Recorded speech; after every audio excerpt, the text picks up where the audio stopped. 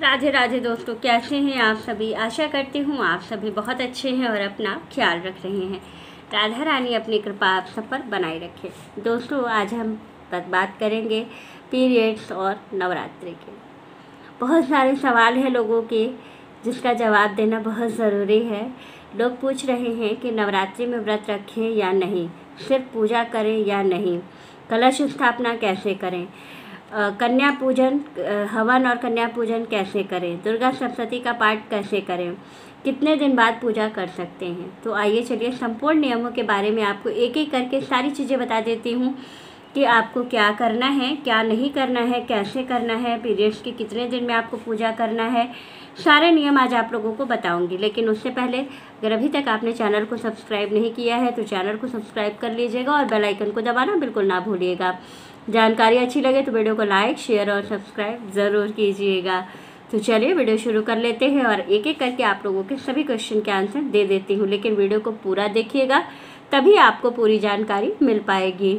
तो चलिए वीडियो शुरू कर लेते हैं। सबसे पहले बात कर लेते हैं कि पीरियड्स में हम व्रत रखें या ना रखें।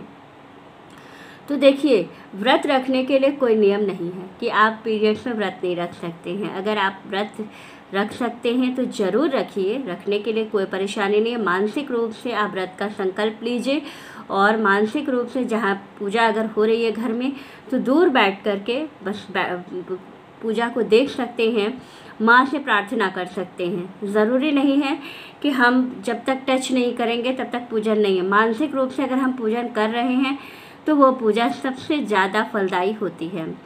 नाम जप कीजिए, दूर से बैठ के पूजन कीजिए।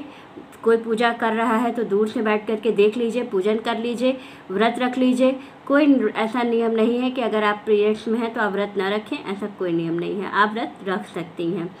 दूसरा है सिर्फ पूजा करें या ना करें। तो देखिए, अगर आपका पीरियड्स का 5वां दिन है तो आप पूजन कर सकती हैं। चौथे दिन तक, पहला, दूसरा, तीसरा, चौथा दिन है तो आपको पूजन नहीं करना है, क्योंकि माँ को टच नहीं कर सकते, आप कलश को टच नहीं कर सकते, किसी भी सामान को आपको टच नहीं करना है।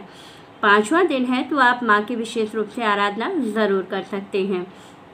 तीसरा है कलश स्थापना कैसे करें। तो देखिए, अगर आप पीरियड्स में हैं तो कलश की स्थापना आपको तो नहीं करनी है। हाँ, घर में कोई और है तो आप कलश की स्थापना करवा लीजिए, आप दूर बैठ कर के देख लीजिए। लेकिन आपको किसी भी चीज़ को टच नहीं करना है और किसी भी सामग्री को टच नहीं करना, माँ को टच नहीं करना, सिंदूर नहीं अर्पित करना है। तो इस चीज़ का भी आपको विशेष रूप से ध्यान रखना है कि अगर आप पीरियड्स में हैं तो कलश की स्थापना आपको तो नहीं करनी है। बाकी आपके घर में जेंट्स हैं या कोई और है या कोई कन्या है तो आप उससे करा सकते हैं, या पंडित जी से करा लीजिए। कोई ना हो तो पंडित जी से भी आप कलश की स्थापना करा सकती हैं। इसके बाद जब आप पवित्र हों तो आप पूजन करना शुरू कर सकती हैं। 5वें दिन से वैसे देवी की आराधना की जाती है। इसके बाद हवन और कन्या पूजन कैसे करें। तो देखिए, अगर आप पीरियड्स में हैं तो फिर वही बात आती है कि अगर 5वां दिन है तो आप हवन भी कर सकती हैं और कन्या पूजन भी कर सकती हैं। लेकिन पहला से चौथा दिन तक है तो आपको नहीं करना है, ना ही कन्या पूजन करना है, ना कन्या का भोग बनाना है और ना ही आपको हवन करना है। तो यही चीज़ फिर से ये नियम लागू हो जाता है कि आपको ये कार्य नहीं करना है। चौथी चीज़ है कि दुर्गा सप्तशती का पाठ कैसे करें। तो देखिए, आजकल मोबाइल का ज़माना है, ज़रूरी नहीं है कि हम पुस्तक लेकर पढ़ेंगे तभी पढ़ पाएंगे, ये कोई ज़रूरी नहीं है। अगर मान लीजिए आपको पीरियड्स आ जाते हैं, कोई प्रॉब्लम हो जाती है, तो बिल्कुल परेशान मत होइए और आप क्या करिए कि मोबाइल पर दुर्गा सप्तशती का पाठ अध्याय वाइज दिया हुआ है, आप वहाँ से खोल करके, जहाँ आपने माँ की स्थापना करवाई है वहाँ पे माँ से दूर बैठ करके, जहाँ आप किसी चीज़ को टच न कर रहे हों, वहाँ बैठ करके आप दुर्गा सप्तशती का पाठ मोबाइल से कर सकती हैं। लेकिन आपको छूना कुछ भी नहीं है, पुस्तक भी नहीं छूना है और वहाँ माँ के पास तो बिल्कुल भी नहीं जाना है। दूर बैठ करके आप कर सकती हैं, माँ को टच नहीं करना है। फिर कितने दिन बाद पूजन कर सकते हैं। तो पूजन का मैंने पहले ही बता दिया कि 4 दिन बाद 5वां दिन है तो 5वें दिन से आप पूजन माँ की कर सकते हैं। देवी की आराधना 5वें दिन से की जा सकती है।